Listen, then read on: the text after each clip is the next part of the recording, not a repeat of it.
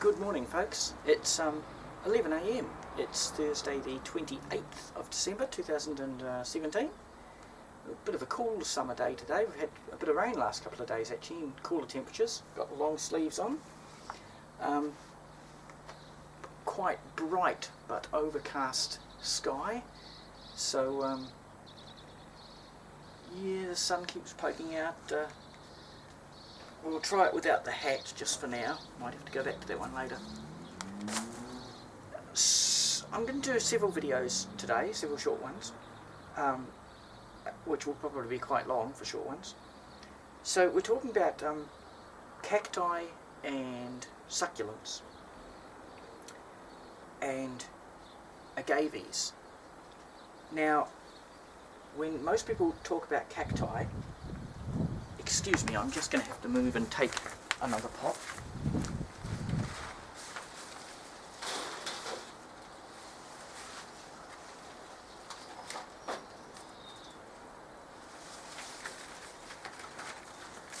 The cat has come to give us some assistance. Excuse me, pussycat. When most people talk about cactus, think about cactus, or cacti for plural, they think about something like this. Or something like this. This is a kind of prickly pear kind of cactus. Oh dear, this one looks like it's suffered quite terribly. It's actually, anyway. And in this one pot I've also got a succulent, which is a kind of like a cactus but without spines. This one's all sagged. I deliberately didn't water this, or watered it just very, very sparingly. And it has, this succulent, the head of it's all bent over. I'm not sure if much detail's coming out on that. It's the stem obviously nearly broke. Anyway, there's that one.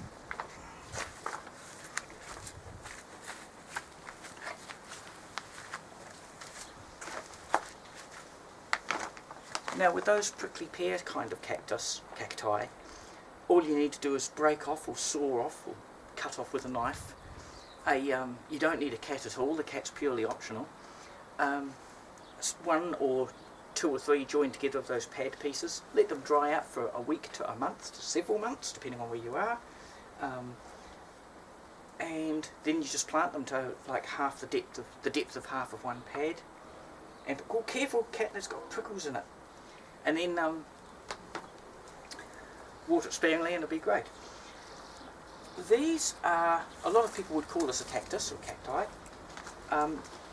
They're actually an agave, so native to America, the Americas, North America and South America, and partly Central America. And before we continue, not all cacti are drought tolerant, or their drought tolerance is quite minimal. Some people may be familiar with this, which is, some people call it Christmas cactus or an Easter cactus. In many climates it's grown as an indoor plant. Here in Christchurch, New Zealand, you can grow it as an outdoor plant if you grow it right close to the house. Occasionally some winters it will rot out and die on you, but given that you can just grow them from pieces of broken off piece, and they can grow indoors in a reasonably well-lit area. And they are a true cactus, but they come from like Central America, places like Costa Rica, and that which are like rainforest, because some cacti are native to the rainforest, so therefore not very drought tolerant. They have a handful of tiny little spines, but the spines are more or less not lost, because they don't have a problem with things like deer coming along trying to eat them because everywhere's a desert, because they're from the rainforest. But they're assumed to have evolved from other forms of cactus that were more drought tolerant at some previous time. So we're not talking about growing these cactus. These are agaves, which look somewhat similar to a yucca. They're not directly related. Maybe they're related indirectly somewhere. I don't know. This is the sort of blue-grey one. In Australia you can get these at the rubbish dump, or just dig them up off the side of the road, pick them up off the verge as people do gardening. These things grow so well they just chuck them out. Here in New Zealand I actually had to buy some after I moved from Australia to New Zealand, so I made sure to buy them on special about $15. I got most of mine I think at Texture Plants, which I will say it's in Prebleton, although technically speaking it's on the side of the road that is Christchurch City. The other side of the road is Prebbleton. But texture plants out by Prebbleton have a specialty plant nursery, and they tend to have some rare stuff that other nurseries don't have. So the two most common you'll see are the sort of grey-blue, grey-green, blue-green. That looks just like pale green because it needs some fertiliser, it's run out of nutrients. And the other one is this yellow-tinged edge. Now, this needs repotting anyway. As you see, they put out suckers. Sometimes they're called a century plant. They're grown as an indoor plant. They grow for many years, and then within a few days they will put out a flower stalk many metres high. These will actually grow outside here in Christchurch. Very occasionally, if they get waterlogged in winter, they'll rot out on you.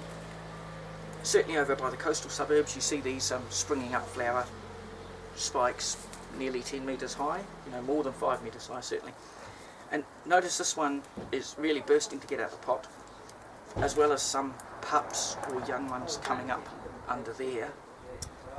It's actually come out through the drainage holes in the bottom. It's the only way to get this out of the pot will be to cut the pot, and you probably have to cut and may have to cut and destroy those ones off, those pups.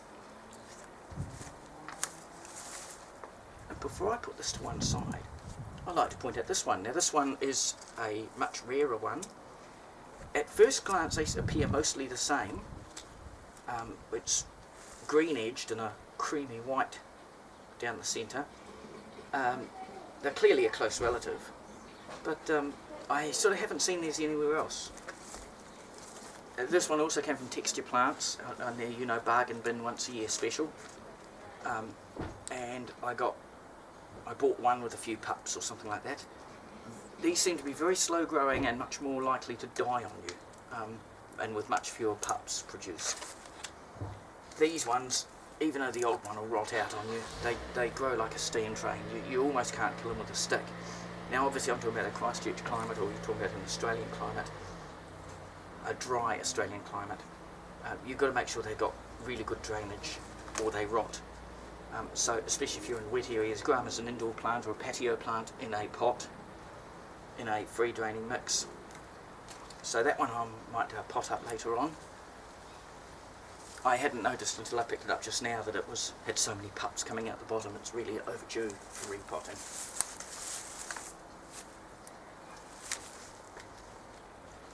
This is another one again of a different type, and you'd think it looks the same.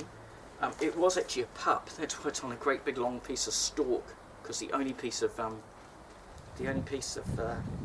root was right at the bottom. It was a big long piece of stalk wound round and round and round inside the bottom of a pot of a bigger one of these. I don't know if it's ever gonna. It's sort of stayed weird and wobbly like that. I don't know if it's got bigger, so I guess it's all right. Again, this one's very, very much slower growing than the standard yellow-edged Agave, or the standard drab blue-grey Agave. Now, I did some potting up the other day with some salvage potting mix I'd got. It was all full of weed seeds and that, and I'll just show you. These were some cast oil little seedlings, and the camera might be able to pick up the detail of getting a bunch of little wee seedlings popping up here. These are weeds or other vegetables from past years, because it was some old vegetable plot potting mix I got. The cast oils are fairly vigorous and fairly quick growing, certainly in summer, and I'm happy to get. I've already been through several times, and as they get bigger I just pick them all out. However, with all sorts of cacti and succulents, yuccas and agave, they tend to be quite slow growing, certainly compared to castor oil plant. So I don't want it to be too full of weeds popping up, and also I have to put my fingers in there in between spiny bits to pick the weeds out. So what I'm going to do is I've used some nice new potting mix. It's just the cheapest one you can get at whatever DIY hardware store, Kmart, whatever your local store is where you go to buy cheap potting mix. And generally there's well, used to be there was only one grade available, potting mix, Now you can actually get some that say they're specially for orchids or some specially for fruits and vegetables, but I just get the cheapest, whatever's the cheapest in the place. Now, if this was a crockery pot, a clay pot, there's an easy way to get these out. It involves a hammer, and at the end of the day you need to wrap up your pieces of broken pottery and put them out in the rubbish. This is a plastic pot, and when it is to this extent, how many pups have we got coming out through the water drain holes here? 1, 2, 3, 4, 5, 6, 7, 8. I can see now. I can see more of the root has gone around. I can see in through the holes there. It's actually pushing it up. So the only way to get this out of the pot, even though we might even damage some of the pups, is to cut it off with secateurs. So cut the pot off, break the pot off. I don't want to use my good $6 secateurs, so I'm going to use my cheap $3 secateurs at a half bucket anyway. We'll try to get the pot starting to rip in 2 or 3 places. You might have a knife or some other system that you use, but clearly it's so overgrown the pot's going to be destroyed whatever we do. If you can cut down to the drainage holes in several places, you can then break it off in pieces. I see that sun's coming out a bit now and the long sleeve's starting to get a bit too warm, but we'll have another go.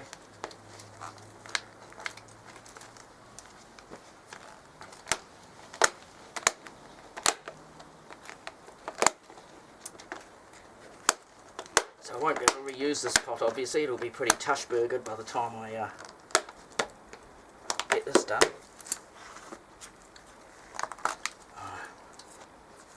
I might have to cut some more and more way around here.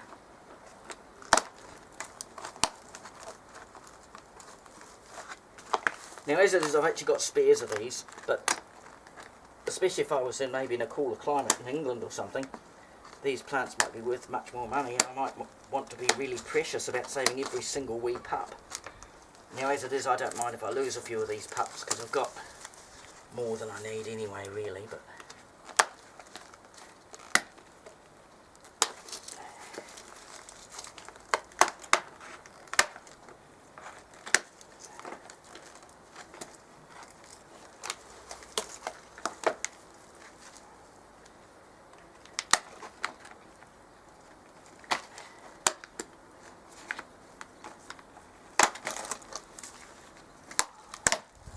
there's a piece off. Now we might actually edit the video here and I'll keep working to get that off.